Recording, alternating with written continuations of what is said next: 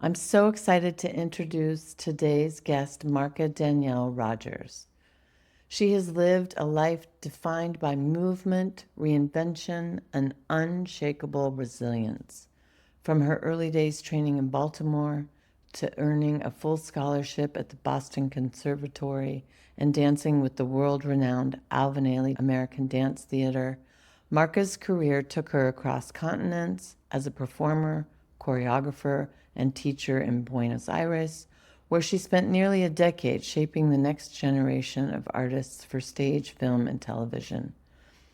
But when life took an unexpected turn, she brought that same discipline and creativity to a new calling, serving her community as a firefighter and EMT. After surviving not one but two spinal cord injuries, Marco once again redefined what it means to move through the world. She turned her recovery into a mission to help others, creating Universal Physicality, a dance-based wellness method that bridges art and healing. Today, she teaches adaptive yoga, mentors others with spinal cord injuries, and continues to inspire through integrative dance. Marka's story is a masterclass in resilience, a reminder that when life changes direction, it doesn't mean the story is over. It means it's time to learn a new choreography. Hi, Well, hello, Marka. I'm so glad you're here. thanks for having me. It's quite a Yes. treat. Well, I'm really excited to tell your story. I think you have a really powerful story to share. I'm not going to jam us up here in the beginning. I would rather you just share your story with our listeners. Okay, I think that my story really starts with a car accident in June of 2012 when a girl ran a red light, T-boned me in the driver's door at high speed, and damaged my neck, have a second cervical spinal cord injury. Second. Wow. And that is something that changed my life forever. And I think we are the sum of all of our experiences, right? So my story really Hmm. starts in January of 1957 when I was born. And all of the experiences I've had since then are what makes me who I am and how I am now. But having two cervical spinal cord injuries really tested every single thing I believed about life, my faith in humanity and the spiritual world, if you will. And I was left immobile from the shoulders down and woke up in a rehab hospital where I spent almost 2 months trying to regain some motion. Wow. Fortunately, I am 13 and a half years post injury, second injury, and I push myself in a wheelchair. I can move, I can wiggle, I can jiggle, and I can dance in my wheelchair, which was one of the most important things for me because I was a ballet and musical theater performer for the better part of my life. I grew up in Baltimore and studied ballet from the time I was very young and did musical theater performances professionally starting about 10 years old and grew up just everything about dance. And that was it. That was my life. That's all I ever wanted to do. I had a pretty remarkable education. I went to the Bryn Mawr School for Girls in Baltimore, which is the preparatory school for Bryn Mawr College. It was the first prep school for girls in the country. And I was fortunate to be there on a scholarship, trying to throw in a lot of little things here and there that make up who I am. Because Yeah, that education and my parents' push, if you will, were very important to how I have survived so many different things in my life. yeah, Um, yeah, my parents were very strict and disconnected in a way. It was the kind of family where you'd fall, and my mother would say, "Get up, you're fine. Be a brave soldier." My mm, ballet training taught me at a very young age that ballerinas suffer in silence. mm, And my dad was a World War II military bomber pilot. And yeah, and he was of the mindset, I say jump and you say how high. Yeah.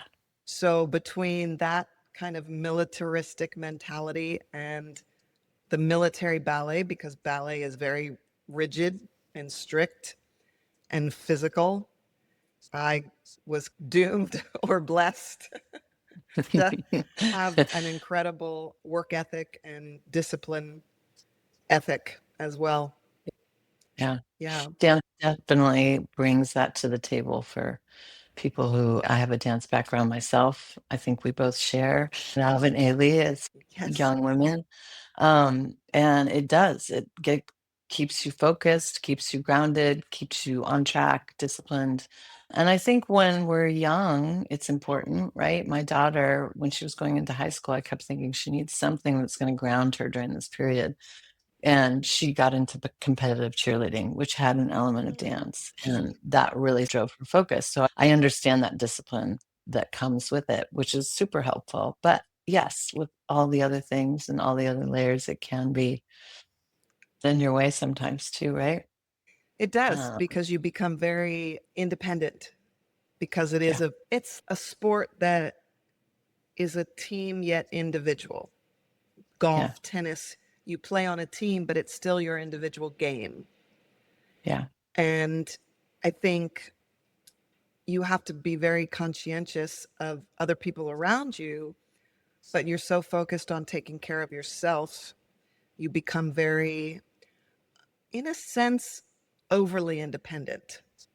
hmm, And when you need help, you get into a situation where you need help, it's very hard to ask for that help.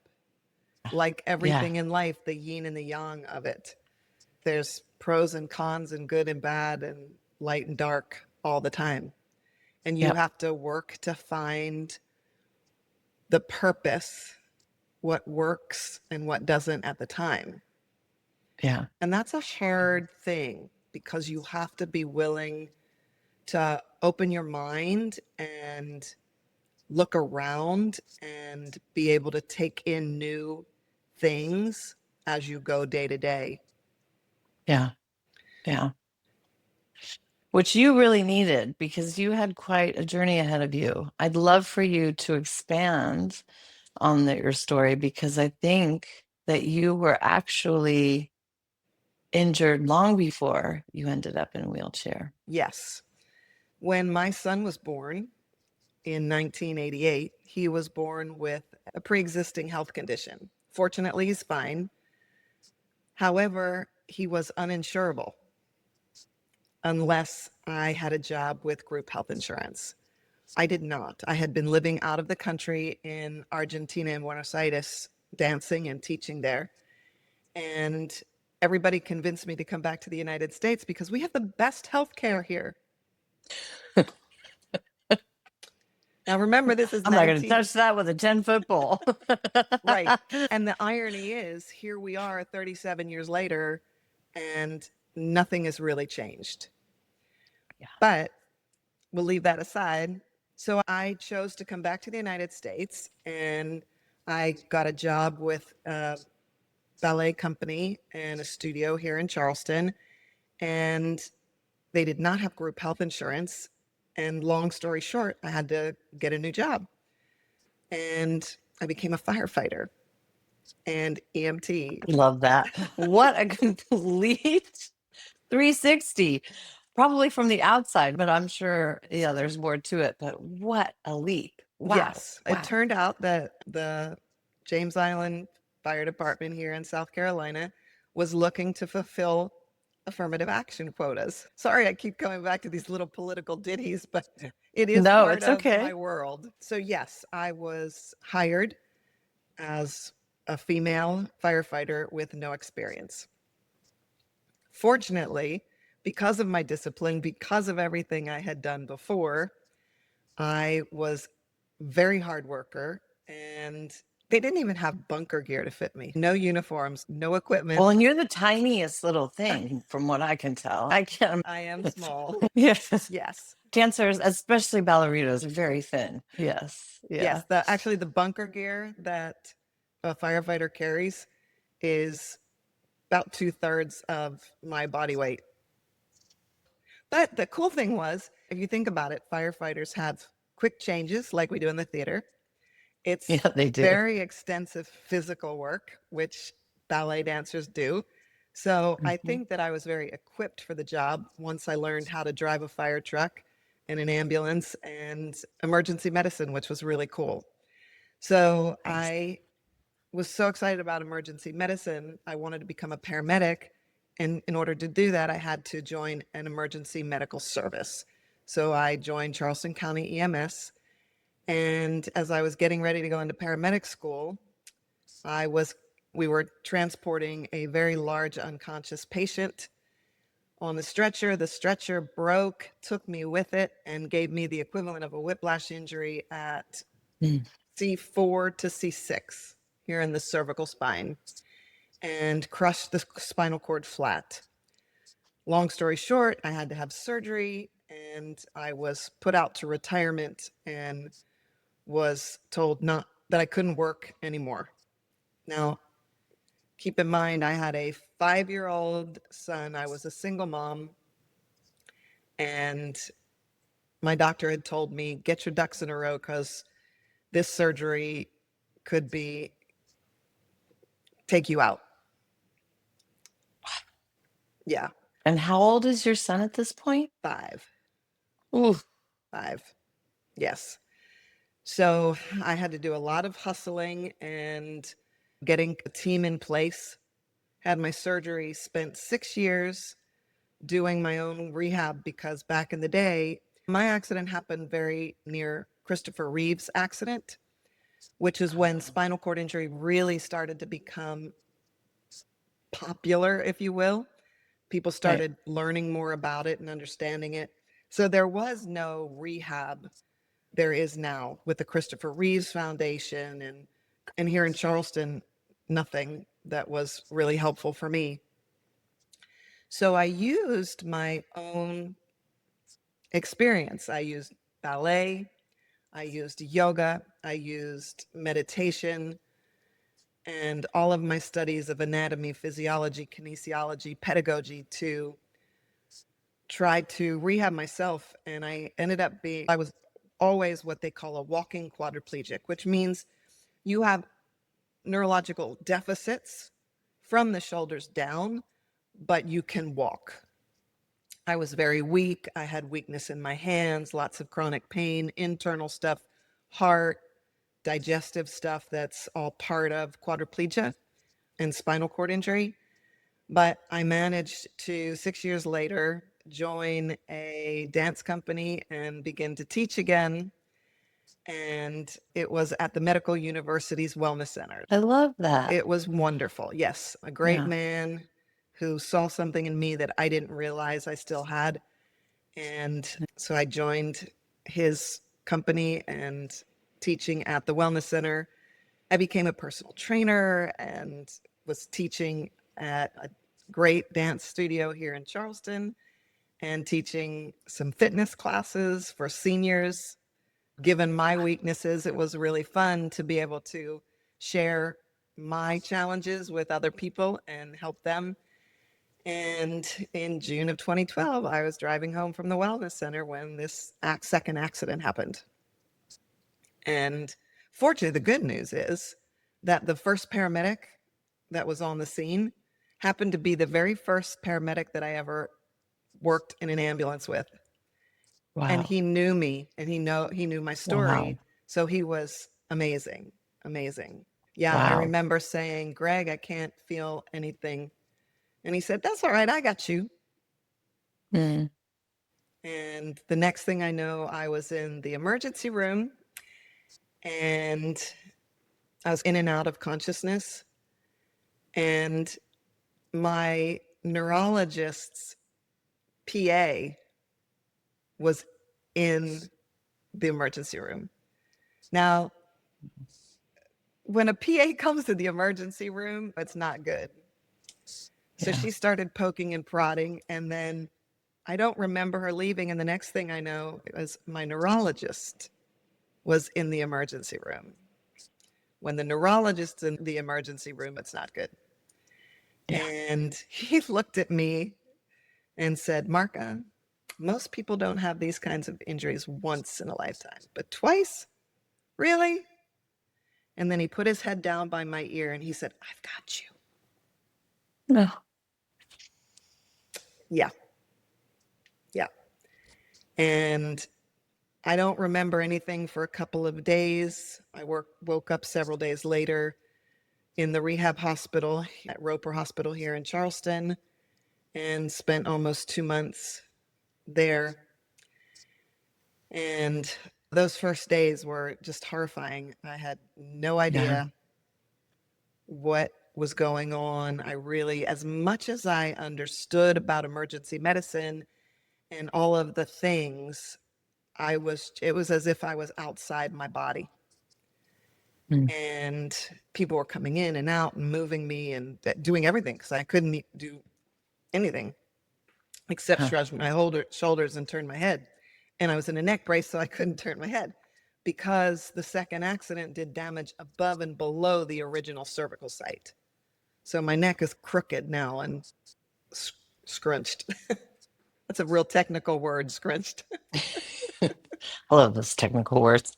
So, Wow. yeah. Wow. But what really made the difference was one physical therapist. And she came in and said, all right, we're going to go down to the gym and do some physical therapy. And I looked at her and I said, physical therapy? What are we going to do? I can't move anything. And she said, well, you never know until you try. And that became my mantra. Nothing beats failure like another try. And it took me right back to where I was when I was a child. Don't give up. Be a brave soldier. Ballerinas suffer in silence. Keep pushing and you can do it.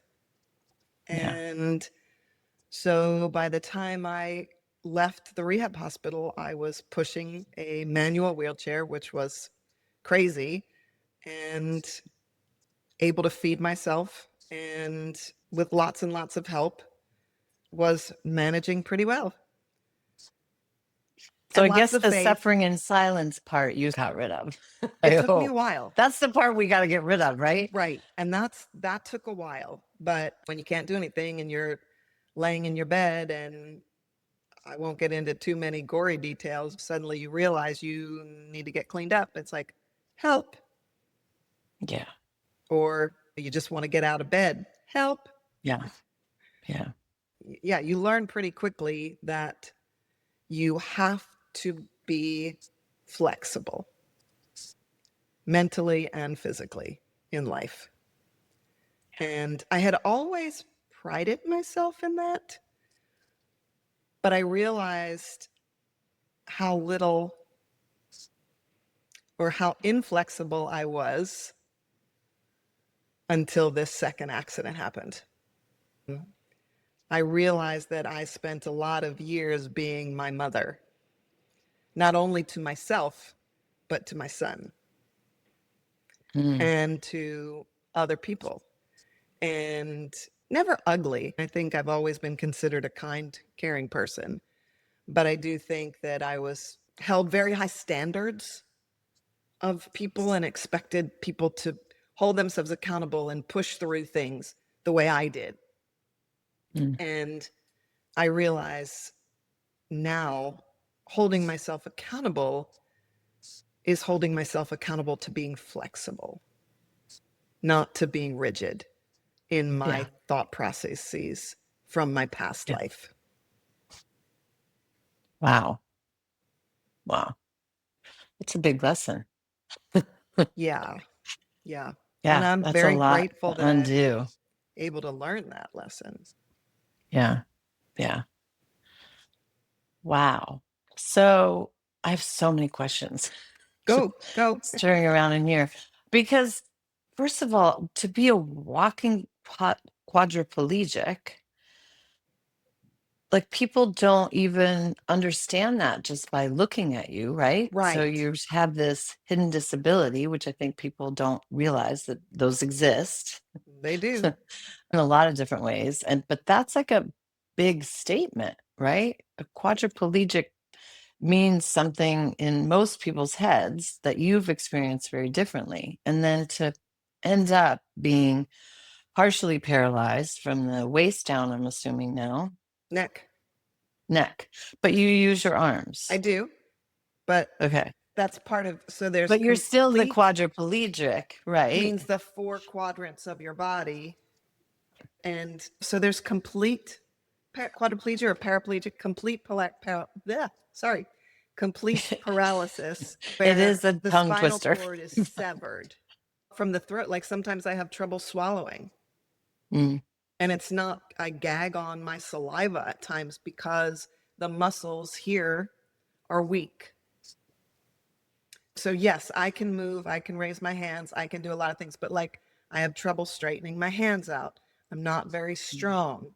I can push my chair, but I push it in a way that's, for example, when I push, I have to use my ballet arms mm, push my chair because I don't mm. have just to go straight plane, as they call it in Yes, therapy. yes, yes, Yes, so that you're 100% correct.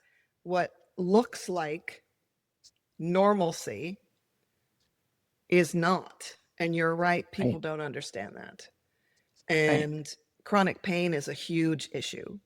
Nerve pain, muscle pain, Mm, spasticity, neurological spasticity. And people don't see that. yeah, So I used to try to tell people just because she looks good doesn't mean she is. right. As we say we're okay does not mean we're okay. That's right. How are you? I'm Yes, fine. yes, yeah. That's a programmed response. Mm, Fine. mhm. Yeah. I tell people the truth. I do I'm, now. some people stop asking after a while and you're just like, it's a shit day. I have learned that um, lesson. My son yeah. and I talk about that because he's at 37, he's learning lessons much uh, earlier than I did. I was 36 when mm, I got hurt. yeah. And it's thank goodness you are able to learn these lessons earlier and you Hmm. haven't had to have he's had his own share. We all have our Yes. issues and Yes. major traumas. Fortunately, he's never had a physical one, but we talk about learn these lessons sooner than later. Because I was Hmm. 56 when my second accident happened. Mm, 56, 57, right around there. I can't remember. And yeah, it was late, or better yeah. late than never. I'm full of Oh, cliches. yeah. So what do you think really helped you keep your mindset in the right place? Because everybody's going to have their pity party, right? You have to go through the grief. You have to feel the feelings. You have to hit those, you have to work through those feelings. But at the end of the day, you can't live there. So, Correct. what sort of gets you out of that when you like, okay, I've spent enough time with my own pity party. What I got to move forward? Like, what do you do? How do you reframe things? What's your thought? I think really my basic programming from a child: Mm, get up, be a brave soldier, keep pushing, do. When the going gets tough, the tough get going. those are That's all, I mean, those, I function in that world all the yeah. time. We are women of a certain age too, and Right. we didn't have a choice, I right? almost called this podcast "A Woman of a Certain Age." I thought about it for a while. I was like, no, I got to come up with something better. But that was on the list. Yeah, but that's true. Think Yeah. think back to that commercial. I can bring home the bacon, fry it up in a pan, and never ever let you forget you're a man, because Angélie, right?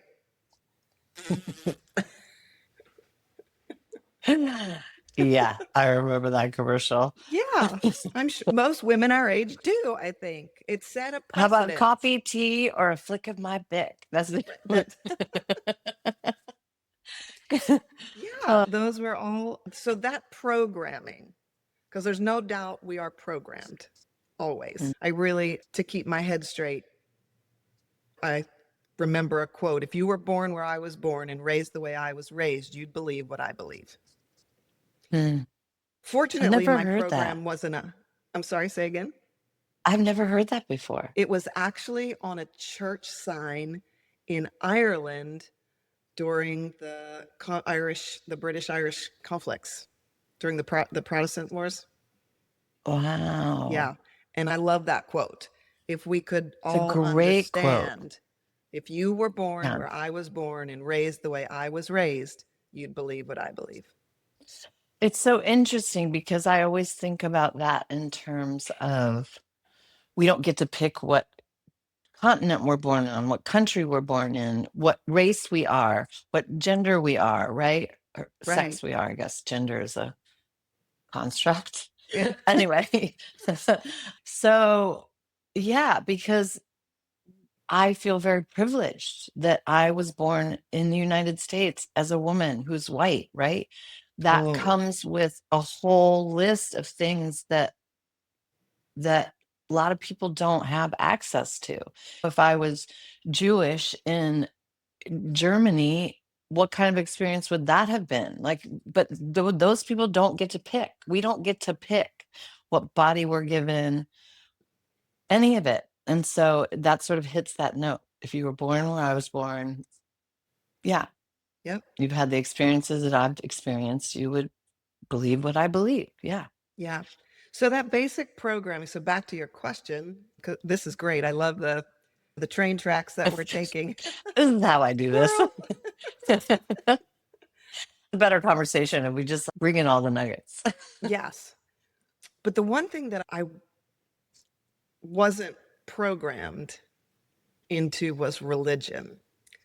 My mother had this amazing fascination with UFOs and all things extraterrestrial. And as a child, like a little child, I remember we had a house with those windows up on the top. And I remember laying in bed and looking out the window and saying, come on, come back. You dropped me off in the wrong place. Come back and get me. And I was sure that I had been dropped off by a UFO in the wrong place. I had a lot of experiences that were otherworldly as a child, hearing voices, seeing things. To this day, I do.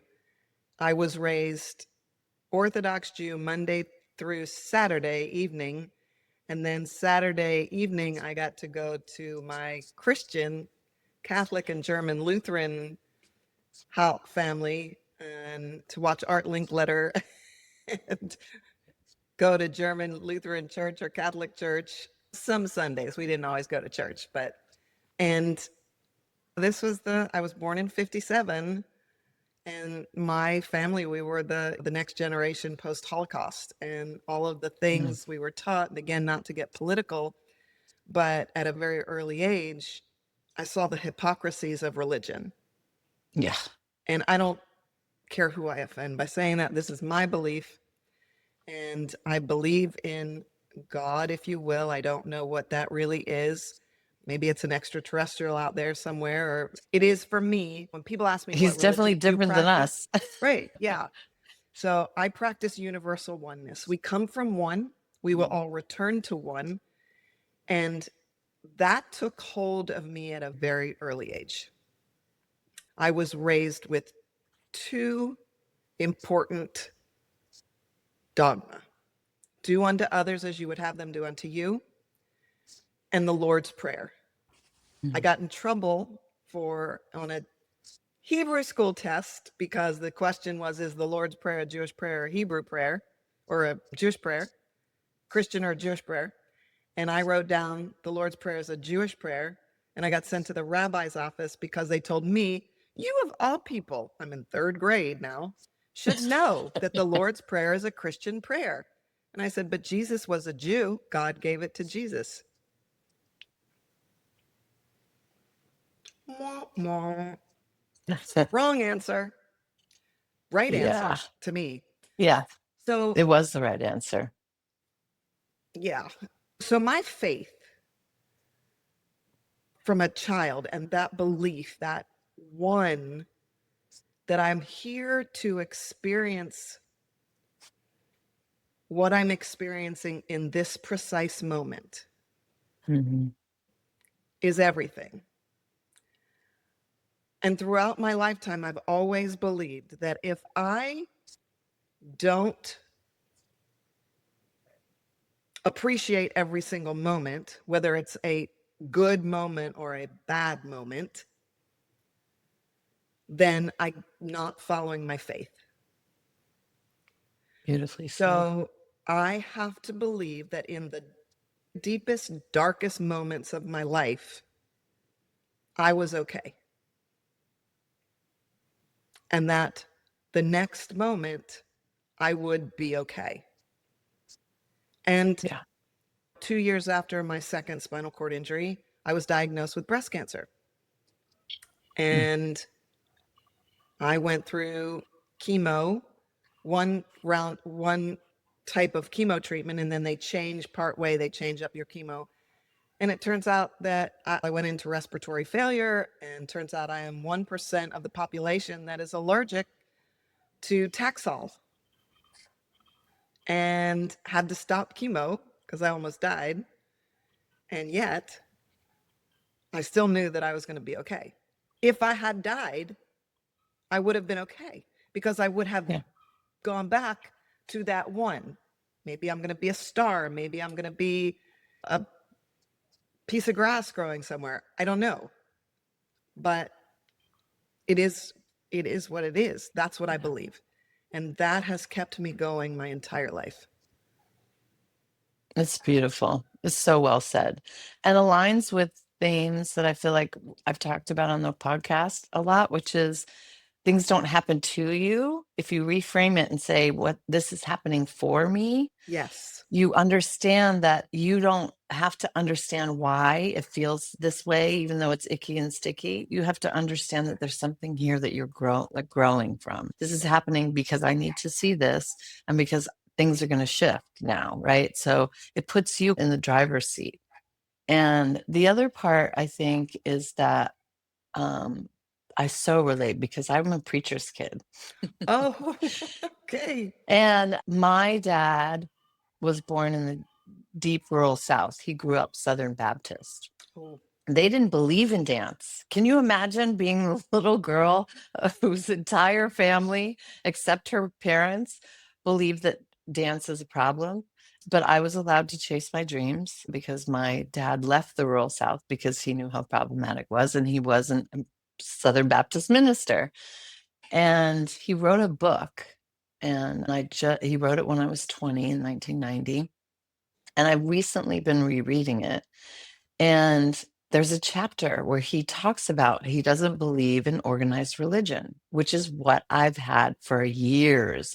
Even when I was in like high school, I think I didn't want to go to church anymore because I was playing a role. I would put on the pretty dress and I would be the good preacher's kid. And one day I just said, I don't want to go to church anymore. And he said, why? And I said, because I don't get to show up as me. I don't get to wear my torn jeans. I don't get to. And he said, you show up however you want to show up. You're free to be exactly who you are. And so Wow. I did. I started showing up in my jeans, and I have a deep relationship with God. And it's deepened the older I've gotten. For a long time, I didn't even use the word God because it's so problematic. And I recently found my way back to it, especially because the book is about every chapter is about a way in which God gives us grace. And so it's really beautifully written, and I'd it's love to read old. it. Yes, I'm gonna make it into an audiobook. I'm getting the rights to it, and I have some copies. So yes, I will definitely bring you one when I'm back in Charleston. And so reading the book has really brought me back to being comfortable with saying God, because I think when we talk about God in a communal setting, we're all talking about the same thing. I don't care if you're Jewish or Muslim or Christian. By the way, they all have the same Bible, the Old Right. Testament. Do your homework. I took a lot of religion classes. Oh, yes. And so when people I'm like, oh God, please stop doing that. So we're all doing the same thing. We're all worshiping the same God, right? But worship is a complicated word, right? But we're all acknowledging the same God as being part of our lives. And I think I used to call it universal energy. I used to call it goddess. Yes. Recently, a podcast said creatrix. I was like, oh, I love creatrix.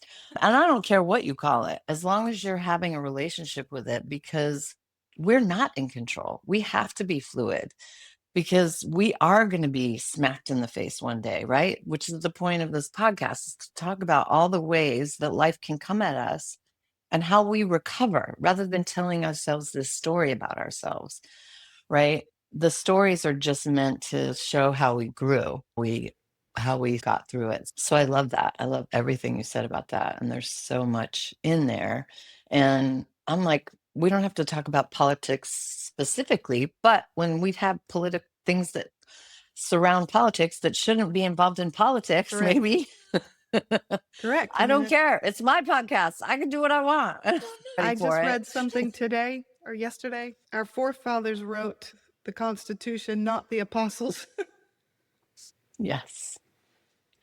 And this country was started with separation of church and state. Right. And everybody wants to put God in school and wants to put God in the Pledge of Allegiance. Like, none of those things it's just. Yeah. It's crazy. It's crazy. And then they argue over who's the most Christian centered value. I'm like, the ones asking themselves, what would Jesus do, is who I'm in favor of. Yeah. Because Jesus and God fed the poor, Agreed. healed the sick, washed the prostitutes' feet. Nothing was beneath that man. He broke bread because God gives his grace and his love to everyone. Yes. Not a vengeful God, not in my life. I wouldn't. Who wants to have a relationship with a vengeful God? Well, right? everybody who believes in the Old Testament. Yeah. Because let's face it. You mean the myths? I'm like, it's like the Greek myths. You just have to get the point of the story. Yeah. Yeah. And also Jesus said, as I do, shall you. So yes. I believe we can heal ourselves and we can help heal others as we go through, which is a whole part of that journey after the second injury. There are ways to heal that are not tangible. Yeah.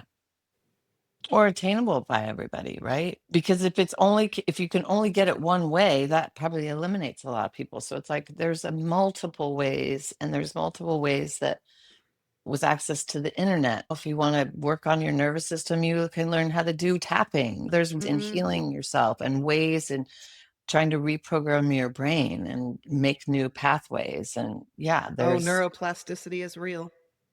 It is very real. And I'm living proof of that. I truly am totally living proof of that. Yeah, you absolutely are.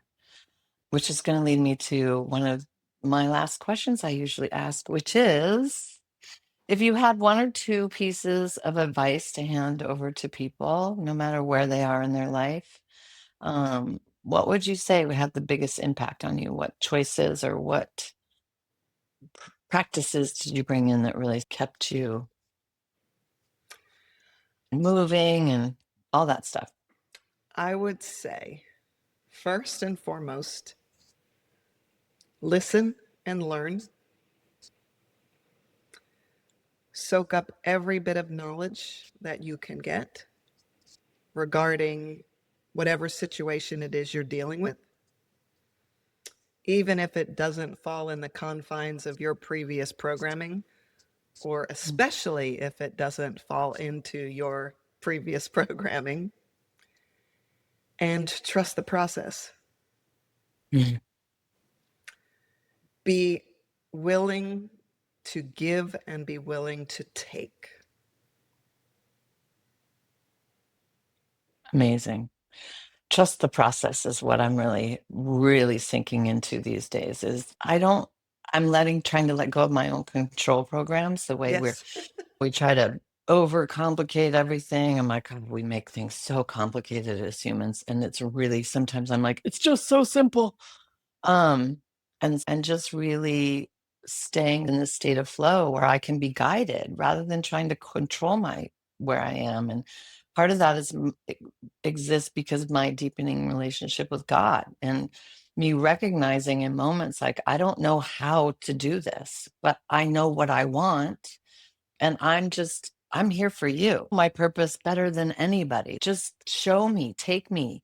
I will follow. And so I just feel now I feel really guided, and I don't feel I don't feel the need to have to control it all.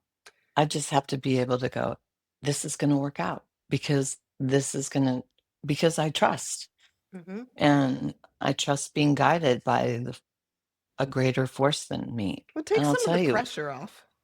yes. And you know what?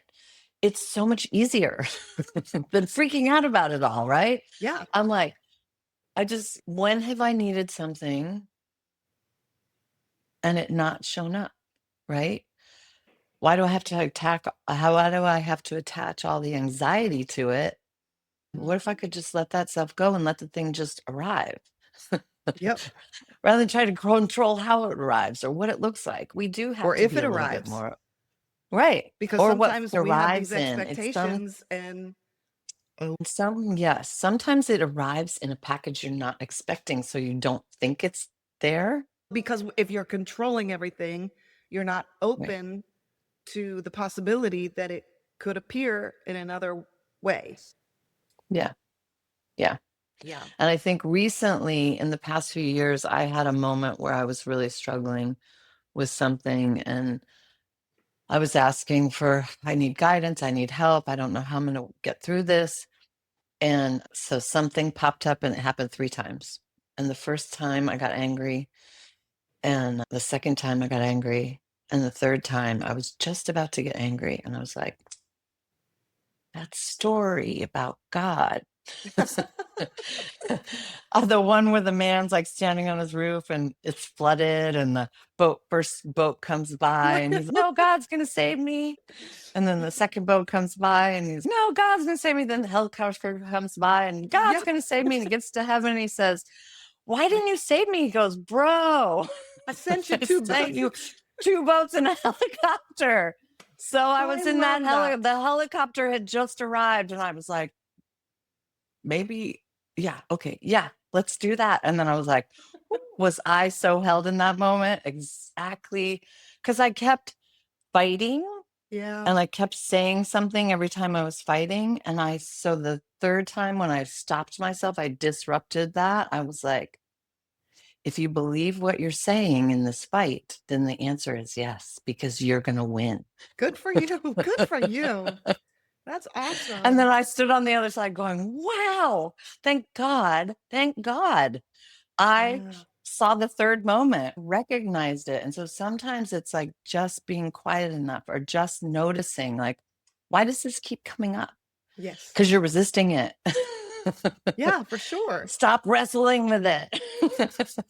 100%. Yeah. 100%. Yeah. Yeah. So you are an incredible person. We all Cannot, are. We just have to look at it that way. We have to it's recognize that true. we're all incredible people. It's true. It's true. And I do love people for that exact reason. I think, yeah, being human is complicated and messy. We can also enjoy the process, even the darkness, like even in the mud, right? The lotus comes from the mud. The Yeah. most beautiful things come. Sometimes you have to be there. We can't always be on the rise. So we have periods, and we just have to remember this is just a phase. This too will change. That's my little mantra. This too will change. Your Yes. happiness, guess what? It's going to change. Oh, All for this sure. junk I've got going on, it's going to change. Just So like the that's my tides. tether. Always my tether is this will change. This will change. The only constant is change. Exactly. Yeah. Yeah. Exactly. 100%. And you have navigated it in an amazing way. I'm so excited to share your story. Thank you. I think Thank you. people will really find it very powerful. And I'm just honored and thrilled that you agreed to come on my podcast. I appreciate it. I have a favor to ask. and I'm putting you on the Yes. spot. I would like to Do it. share a book. Yes. This was written by Absolutely. a friend of mine. And I'll put it in the notes below here. It's called This Ooh. is Body Grief by Jane Mattingly. And Jane is a friend of mine who has been through a lot of challenges and wrote this book. And it's very powerful about how to Yeah. get through things after body grief. And I'll just say there's a little bit about me in it, but Nice. yes, because we had some similarities, we talked Yeah. a lot while she was writing the book. And I just think it can be very helpful for so many people who are struggling, who may not have that programmed beginning of go do. So, Yeah.